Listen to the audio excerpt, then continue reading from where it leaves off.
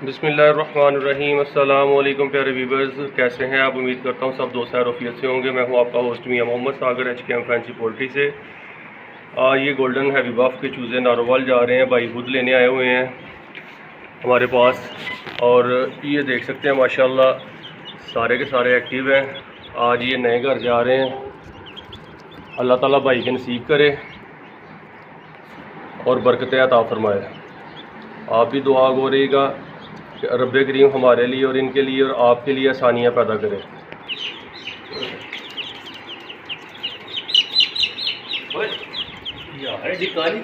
दसो ना,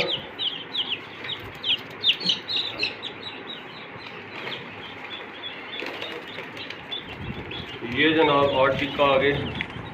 ठीक है जी, अल्लाह ताला भाई के नसीब करे, दुआ में याद रखिएगा। फी मान अल्लाह।